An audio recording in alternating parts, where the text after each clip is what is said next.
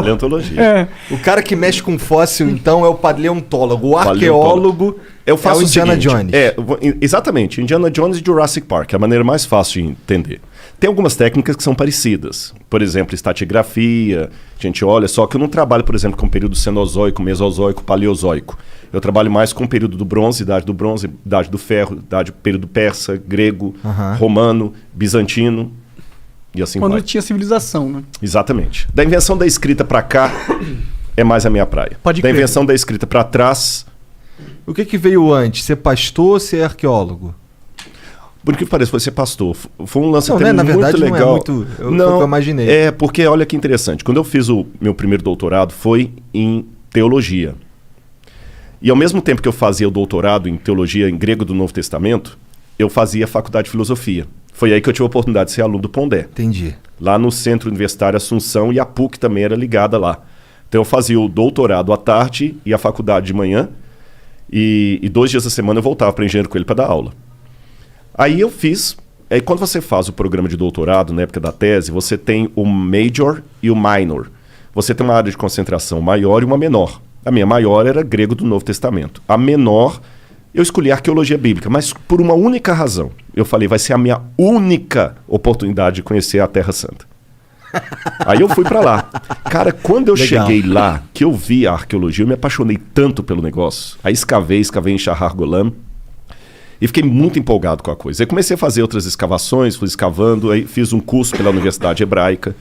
Depois eu fiz um pós-doc em arqueologia pela Andrews University, lá dos Estados Unidos. Depois eu fiz o outro doutorado em arqueologia na USP.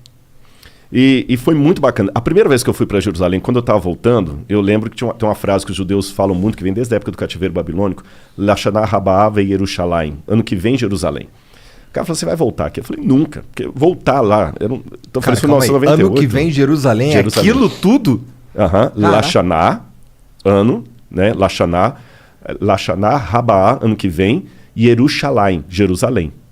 Né? Estaremos em Jerusalém. Porque os judeus, quando estavam presos no cativeiro, e Jerusalém destruída, a esperança deles é que no próximo ano a Páscoa fosse celebrada em Jerusalém. Entendi. Então criou-se um lema. Eu falei, nunca. Voltar a Jerusalém é como se Armstrong falar que ia voltar à Lua. É uma vez só. Mas olha, Deus me abençoou tanto que nesse lance de ir para escavar e ser guia, eu consigo ir, porque embora eu não receba salário por isso, eu tenho a minha passagem da minha esposa garantida. Sim, você pode ir lá aproveitar as Você está entendendo? Exatamente. Eu vou para trabalhar. Porque o dia inteiro mostrando sítios arqueológicos e tudo, quando vai para escavar também, a universidade também ajuda nesse sentido e tal. Cara, eu já fui mais de 30 vezes. Da hora. Como que é uma escavação lá? Como é que funciona isso? Bom, tipo, é igual um filme, tem umas barraquinhas, tem e uns caras assim com as vassourinhas. Não, aí você não... Eu não sei que filme você está assistindo, porque filme que eu conheço de arqueologia é múmia andando, é nazista atirando em você, helicóptero, né? Então é assim. É assim, caralho? Cara, bem mais legal, né? Ou não, né? Corre o risco de vida. Literalmente, a arqueologia é uma vida em ruínas. É o seguinte, você primeiro... você tem o sítio arqueológico, depende da grana também, porque Israel tem mais de 30 mil sítios arqueológicos mapeados. Caralho. Mas nem 10% está escavado, porque Israel é um país persona não grata onde ele está ali. Todo mundo é inimigo de Israel, com exceção da Jordânia e do Egito. Agora também tem relações diplomáticas com Bahrein, Arábia Saudita, alguma coisa assim tudo. Mas Israel ali sofre muito, então eles têm que gastar muito dinheiro para a segurança nacional do país. Então os arqueólogos dão aula no período letivo e em julho que escavam. Poucos sítios arqueológicos funcionam fora do período do verão, estou falando verão, hemisfério norte.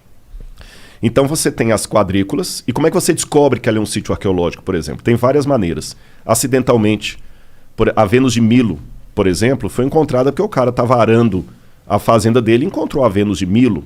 Sério, que o Brasil, jogada? Jogada, porque o Brasil é um país de história muito nova, 1500 para cá. Então qualquer coisa que tem 200 anos, antigão. Israel, Jerusalém foi construída e reconstruída, passou pelos cruzados, pelos mamelucos, pelos persas. Cidade que tem 2.000 anos, 3 mil e tantos anos. Cara, que loucura que a Vênus de Milo tava assim jogada. Era uma floresta, assim? Não, não era floresta, era uma fazenda mesmo. Isso não é normal. Mas ela tava só parada no meio da fazenda? Não. Tava no chão. O cara foi fazer um buraco ali, soterrado, ele achou. Muitas. Mas quantos anos ela ficou soterrada lá? Isso é muito loucura, Mas fica, né, mano? isso é normal lá. Se você for, eu não sei se você já foi alguma vez à Itália, lá no Vaticano. Nunca fui. Tem o Museu do Vaticano. E tem um museu ali cheio de estátuas. Tem a estátua do Laocoonte. Foi encontrada também numa fazenda, assim. Então o pessoal encontra. Às vezes um arquiteto, um engenheiro, está fazendo uma obra, encontrou alguma coisa. No Brasil acontece isso em menor escala. De vez em quando acontece. No Rio de Janeiro, os caras estão encontraram uma coisa lá antiga. Então vem a gente aqui no Brasil chama IPEM, que é o Instituto de História daqui do Brasil. Lá é o IAA, Israel Antiquities Authority. Eles vão, então, mapeiam. Aí você pode ter uma arqueologia de resgate, que, olha, você tem 20 dias para limpar tudo. Ou você pode entrar com uma ação com o governo, pedir para mudar aquela plana, uma rodovia, por exemplo, que é muito importante que encontrou ali. Aí faz as quadrículas, escava, depois cobre, volta no verão seguinte e escava. É um trabalho meticuloso. Como que escava isso aí? Tem várias maneiras de escavar. Mas geralmente você faz as quadrículas, então imagina como se fosse um grande tabuleiro de dama. Cada um fica dentro da sua quadrícula e vai escavando, não é fazendo buraco não, você vai ter que descer no nível por igual. E vai percebendo a estratigrafia. Porque o que acontece? Vamos supor que aqui, eu vou bagunçar um pouquinho o seu negócio aqui. Fica à vontade. Vamos supor que onde está o livro aqui fosse uma cidade. Tá. Dessa cidade bonitinha, construída, veio a ação do tempo, terremoto, guerra, destruição, abandono, o pessoal abandonou. O pessoal na época não tinha trator para fazer uma terraplenagem como hoje, ou terraplanagem. Aí você vinha, constrói outra cidade por cima. Repete o mesmo processo. Guerra, ação do tempo, Como eles constroem por cima? Eles não reformam? Eles jogam terra, sobem o nível e constroem por cima? Exatamente. Joga terra, constrói por cima. Isso eu estou falando há 3.000 anos atrás, 3.400 anos atrás. Construiu uma outra cidade. Aconteceu a mesma coisa. Veio ataque, guerra, abandono, botaram fogo e tudo. Veio um outro pessoal, construiu outra cidade. Depois eu arrumo de novo os escudinhos. Não, fica à vontade. O que acontece com o passar do tempo? Você vai formando uma colina de camadas arqueológicas. O que está mais embaixo é mais antigo, o que está em cima é mais novo. Aí que vem um lance que pouca gente sabe. O grande dilema do arqueólogo é que para descobrir o passado eu tenho que destruir o passado. Vamos supor que essa segunda camada aqui seja do período grego. E aqui em cima eu tenho do período romano. Para eu escavar o grego aqui eu tenho que destruir o romano. Então por isso que você nunca escava tudo. Você deixa uma parte sem escavar. Aí você vê as camadas e você vai montando a estratigrafia. Isso é estratigrafia. É diferente da estratigrafia do cara que mexe com o dinossauro lá, com o Fred Flintstone lá, né? Porque... Ele tem que cavar muito. Hã? Ele tem que cavar muito. Tem que cavar muito. Ô, Fred, vamos fazer agora uma escavação, Fred. Calma, Nanico. Sabe quantas coisas que eu gostava também? Era imitar desenho animado, né? Então, o que acontece? Nesse processo aí, o camarada vai mexer com paleozoico, cenozoico, é ver o osso do dinossauro ou não. É construção humana. Então, pela cerâmica local, carbono 14, que você usa no material orgânico, você vai datando os estratos. E fala, isso aqui é um período tal, isso aqui é o período X, o tipo de cerâmica. E vai escavando, pegando as peças, leva para o museu e vamos recontando a história, uma história em fragmento. Entendeu? O passado da humanidade é um quebra-cabeça de 10 mil peças, 9.500 foram para o Beleléu. Pode crer. E é fácil, tipo, quando você começa uma escavação, é certeza que você vai encontrar algo muito relevante historicamente ou tem muitas escavações onde não se encontra nada? Não, às vezes não encontra nada. Eu vou dar um exemplo. Eu participei de uma escavação na Jordânia chamada Tel Rishban. Tal Rishban, Tel em hebraico, Tal em árabe. E essa escavação, ela até uma universidade adventista, é uma das seniors ali, que é a Andrews, lá dos Estados Unidos, que eu tinha que escavar. Eles já estavam escavando lá desde os anos 50. Eles estavam por isso chamava Tal Rishban, porque eles estavam com a esperança de encontrar ali a cidade de Heshbon mencionada na Bíblia. Entendi. Desde os anos 50 escavando. Caralho. E com dinheiro assim, contadinho na mão. A igreja adventista patrocinava através da Andrews University, o governo da Jordânia, algumas pessoas que têm grana às vezes ajudam. Quando chegou no período persa, agora vocês já sabem pelas camadas, sim, não tinha mais nada para baixo. Então aquela cidade que estavam escavando desde os anos 50, achando que era Tal Rishbon, não tinha porra nenhuma. Não era. Será que escavarem mais para baixo? Foram, mas aí tem uns aparelhos que usa, tipo um GPS, que você sabe a profundidade, não tem mais nada construído.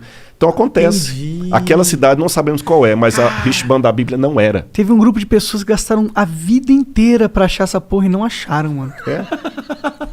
Mas é compensador, que às vezes... Você sabe que a melhor maneira de encontrar uma coisa é procurando outra. Às vezes... verdade. É verdade. É verdade, pode olhar. Você perdeu aquele negócio em casa. Às vezes a gente O cara tem que uma inventou a surpresa. penicilina foi assim. Alexander Fleming, né? Alexander Fleming. Agora, você às vezes, assim, tem tantas surpresas em Israel. Vou dar um exemplo de um achado recente. Eles estavam fazendo uma rodovia no subúrbio de Jerusalém. Vou contar 2 exemplos rápidos aqui. Vai. E encontraram restos de um sítio arqueológico. Chamaram os arqueólogos. Olha, o que é isso aí tudo? Por favor, muda essa rodovia, que isso aqui é importante. Encontraram um templo pagão em Tel Motzar. Quando eu digo templo pagão, entenda. Um templo que tinha um tipo de religião que para Israel era proscrito. Você sabe, mesmo os caras que não são religiosos sabem que Israel não podia ter imagem de escultura, não podia ter ídolos. E lá tinha ídolos, tinha um monte de coisa. Entendi. E esse templo pagão funcionava a 6 quilômetros do templo de Jerusalém. Entendi, os caras eram hackers. Hackers. Agora, só que a surpresa foi como é que esse templo sobreviveu ali com o templo de Jerusalém a 6 quilômetros.